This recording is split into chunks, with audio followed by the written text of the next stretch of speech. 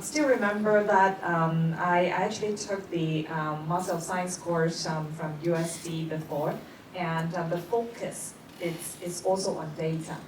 And that data is something that we cannot miss, no matter which profession you're in. You can see my title is the Chief Operating Officer, but before this role, I was the head of HR for Microsoft Hong Kong. And within my career in HR, I have been in HR for quite some time. For my career in HR, I have always been leveraging the data we have.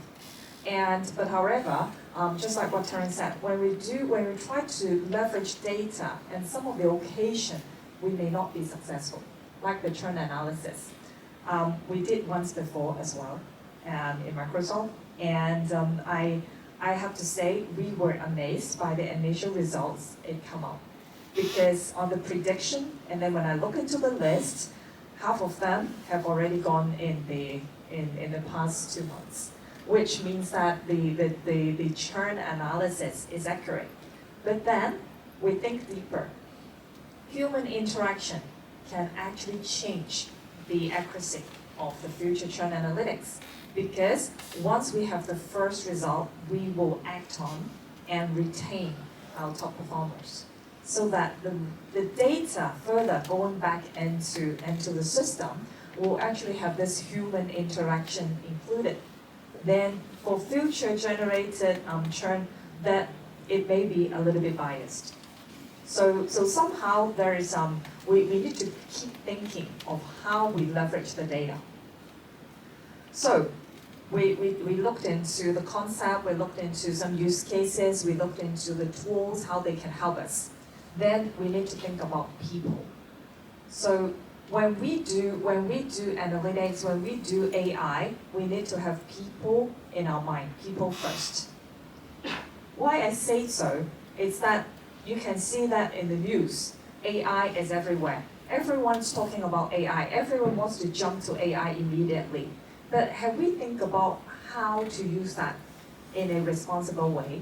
And how can we design our internal process and policies, our tools, etc., to get integrated with it? And these are some of the examples that in Hong Kong as well. Just take Microsoft as an example. I think a lot of enterprise, a lot of corporations are using Microsoft Cloud. That we know that everyone are actually asking about how can I implement ChatGPT in my organization. A lot of the HR leaders actually came to us and asked, how can I get ChatGPT to be implemented in my organization to help my colleagues, instead of answering a lot of the questions from employees. I can have ChatGPT to study all our HR policies, HR process, all the HR data in it. Then we can actually help to allow our colleagues to do something more strategic instead of just replying questions. And these are some of the data. I won't go into detail. It's just showing that it's everywhere, no matter which profession, which department, which country. And there is strong demand as well. And this is a little bit, think about when IT, they are doing some programming, when they're doing some development. In the past, when we were studying, we actually need to remember all the syntax.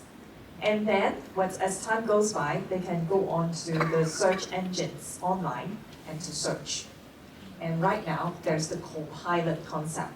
Meaning, when we do the coding, we can use Copilot. We can use the prompt to tell them that what we want to do, and then the code can be generated.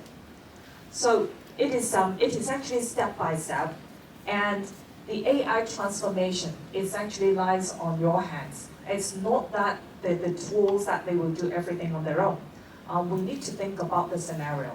We need to think about how we want to transform our business and the things we have been doing with AI. So this is a very, I would say, technical thing that I want to share with you, is that on AI, this is not something new. This is not something that just turned up in 2023. This has all the way been developing all the way back.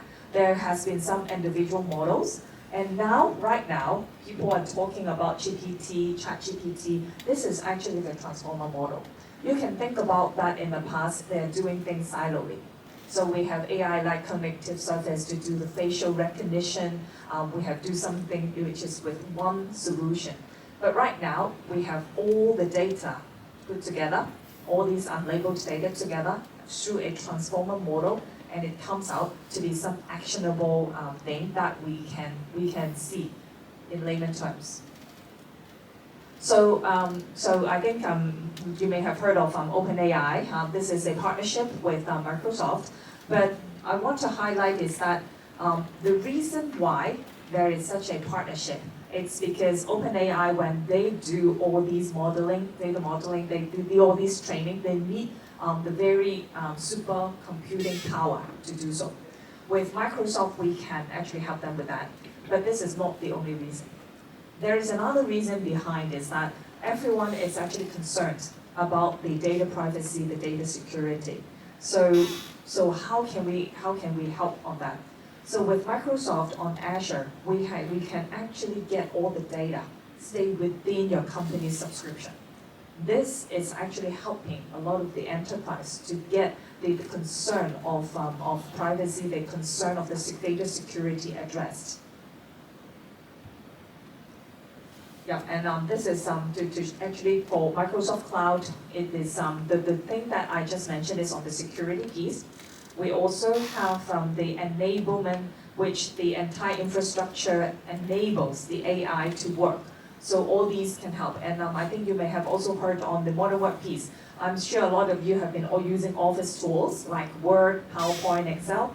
What's coming next is that there will be the Copilot for Word, Copilot for Excel. What we mean for Copilot for Word is that you may have dropped down some notes from a meeting. And then you can type a prompt on Word and say that, hey, can you please generate a proposal using the points I dropped? And you can leverage another document, this document as a base. I want to follow this format. And then Microsoft Word can help you to generate all these. And then you can tell that hey, I want a PowerPoint presentation based on this proposal you generated. And then just one click, PowerPoint will generate that for you. So these are all the things that will be coming. And in the age of AI, you can see that the word data never goes away. So why can Word do this? Why can PowerPoint do this? It's actually based on the data you have. It's not coming out from nowhere. It has to be based on something you already have. So this one I won't go into detail. It's something we talked about. And then responsible AI. Just now we heard a lot of fancy things of what data can do, what AI can do. But all these can be tools, can also be weapons. We want to make sure everyone knows how to use that. Just as data, I'm sure you heard about if you can use data appropriately, it's an asset. If not, it's just a liability. You need to have a large data center to help you to host that. And same, we need to use data in a right way, so as it can be a tool to help us. So we actually suggest that we have 6 responsible AI principles.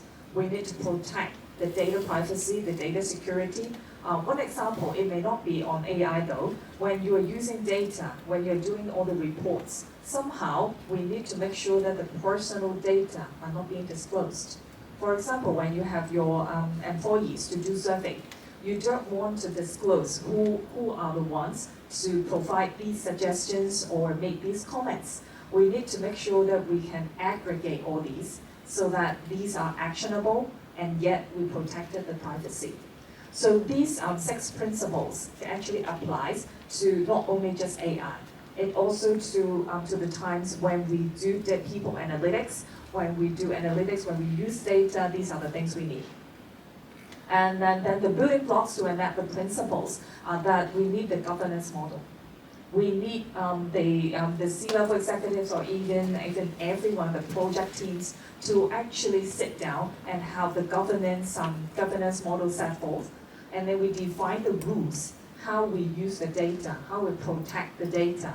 And then, of course, we need to make sure everyone who are using the data, who are doing the analytics, who are reading those, who are contributing the data to that, actually understands understands how to use, understands the reason, understand the why and how. So that's the training and all the practice we need to do.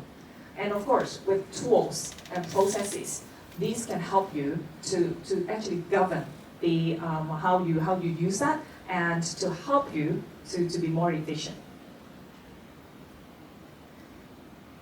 And just now I mentioned one of the reasons why Microsoft and OpenAI come into a partnership is that we want to help enterprise companies to protect the data.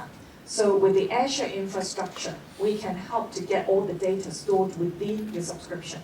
With that, your data will be protected.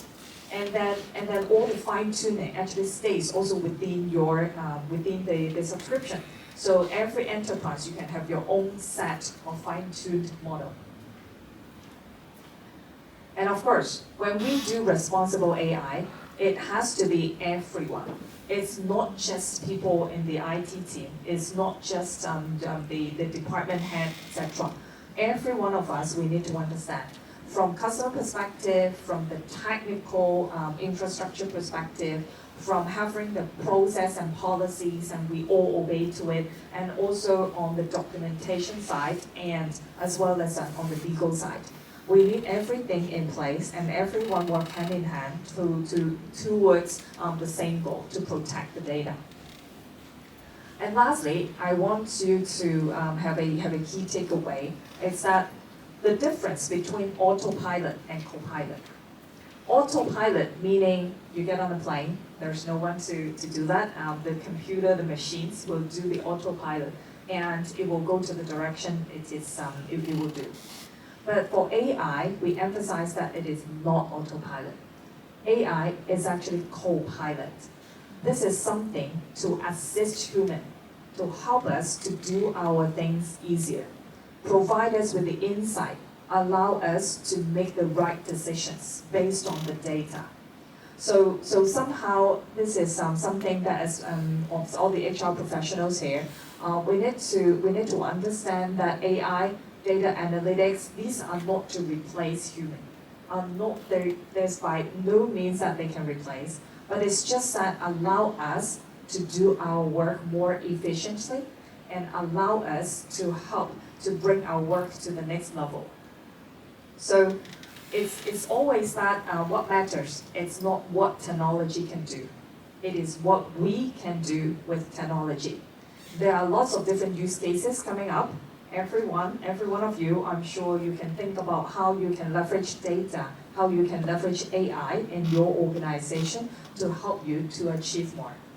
So there's a lot of open-ended discussions here, and I'm sure that there will be more use cases coming up. And so this is actually what I planned to share.